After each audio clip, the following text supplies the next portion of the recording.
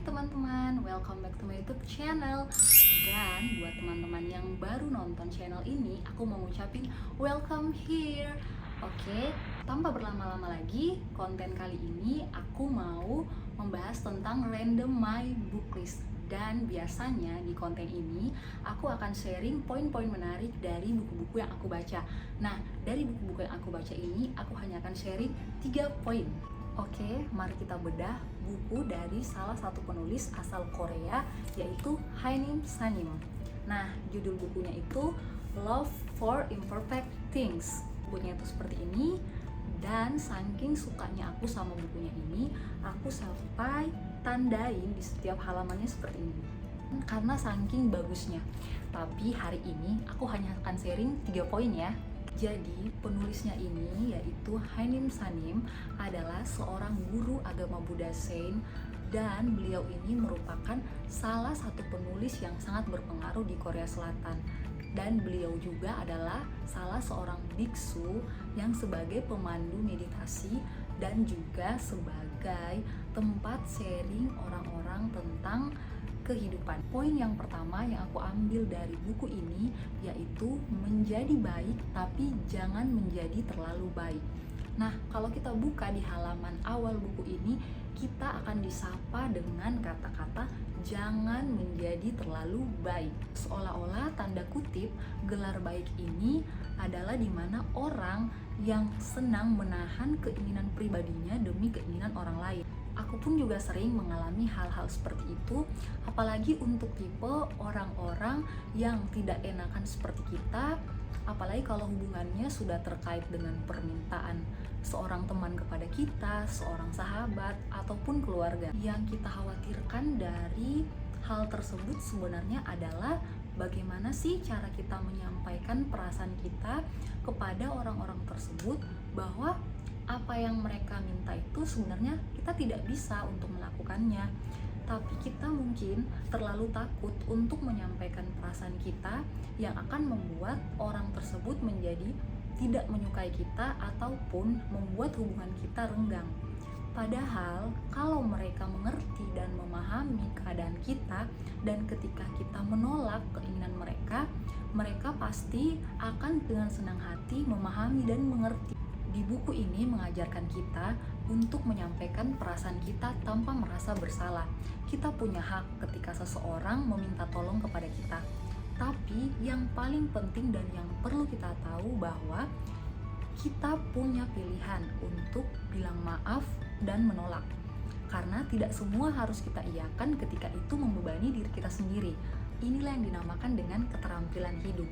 Dan apabila hubungan kita menjadi merenggang saat dimana kita mulai menolak atau saat dimana kita mulai bilang maaf untuk tidak bisa menolong, nah itu berarti ketika orang tersebut membuat hubungan ini menjadi merenggang dan dia menjauh dari kita, yang perlu kita tahu bahwa hubungan itu berarti sejak awalnya tidak baik.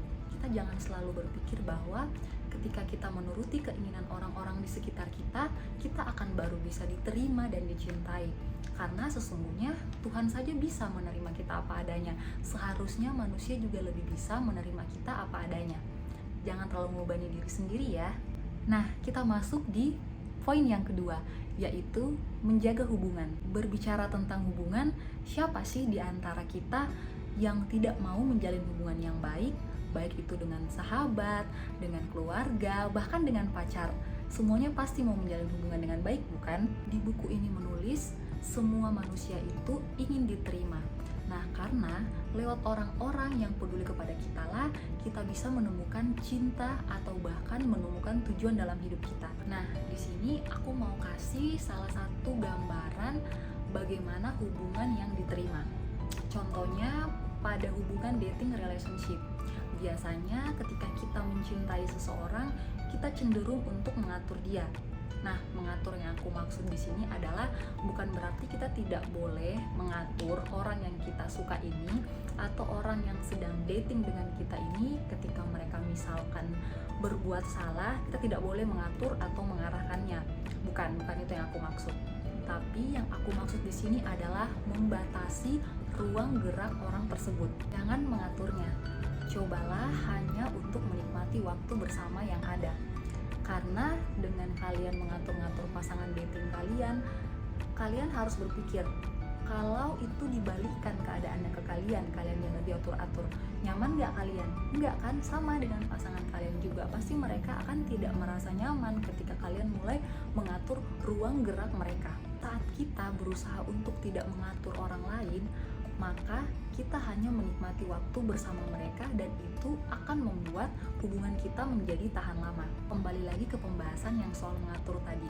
Saat kita mulai mengatur seseorang, saat kita mulai mengkritik seseorang atas hidup mereka, atas apa yang mereka lakukan yang tidak sama dengan yang kita lakukan di kehidupan kita, buku ini menuliskan bahwa kakak beradik aja yang tinggal dalam satu rumah yang sama pasti akan memiliki sudut pandang yang berbeda dan kebiasaan yang berbeda. Jangan langsung meminta orang lain untuk menyesuaikan diri dengan kita. Berilah ruang kepada orang lain agar bisa menyesuaikan diri dengan kita. Poin yang ketiga yaitu lupakan saja. Nah, kata lupakan saja ini adalah kata yang paling sering kita dengar ya, tapi yang paling sulit kita lakukan. Ada banyak orang, termasuk saya sendiri, mengalami hal di mana kita tidak mampu untuk bangkit atau bahkan tidak bisa meraih impian kita sendiri. Di buku ini itu, kata lupakan saja, kita di mindset untuk mengubah menjadi terima saja seutuhnya. Karena sebenarnya semakin kita ingin melupakan, semakin kita memberikan ruang untuk kenangan itu dan semakin membuat kita ada di dalamnya. Dan itu terjadi secara terus-menerus. Ada satu hal yang perlu kita ingat, yang menjadikan masalah bukanlah kenangan itu sendiri, melainkan emosi yang ditimbulkan saat kita mengingatnya, seperti perasaan merasa penyesalan, kekecewaan, bahkan frustasi. Jadi, apa yang harus kita lakukan ketika kita ingin melupakan sesuatu?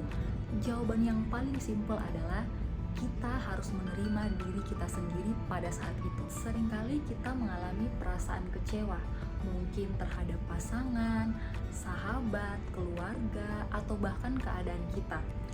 Sebenarnya di saat kita merasa marah, merasa benci, merasa frustasi, itu adalah perasaan alamiah yang diresponi oleh kita sebagai manusia. Saat kita berada di titik terendah kita hanya perlu menerima diri kita. Dan saat kita menerima, maka anehnya perasaan-perasaan itu tidak lagi bergumul dan akan diam. Dan saat itu terjadi, kita akan mulai meninggalkan emosi kita dan kita mulai bersyukur dengan rasa kecewa yang kita alami. Dan kita mulai berpikir bahwa rasa kecewa yang kita alami ini cukuplah hari ini. Dan dari rasa kecewa ini kita akan belajar untuk lebih memprotek diri kita ke depannya dan membangun masa depan kita lagi yang lebih baik. Jadi, jangan berusaha untuk mengendalikan emosi dari dalam, tapi biarkanlah perasaan emosi itu tetap ada, maka batin kita akan beristirahat sejenak. Saat kita terluka, jangan lawan perasaan itu, karena dengan melawan perasaan itu, kita akan memperparah keadaan. Sekuat apapun kita menginginkan perasaan itu pergi, perasaan itu akan tetap tinggal dengan sesuka hatinya. Karena kitalah yang mengundang perasaan itu. Sebaiknya biarkan perasaan itu tetap ada dan kita hanya mengamatinya. Dengan begitu, perasaan itu akan pergi secepat mungkin tanpa yang kita kira.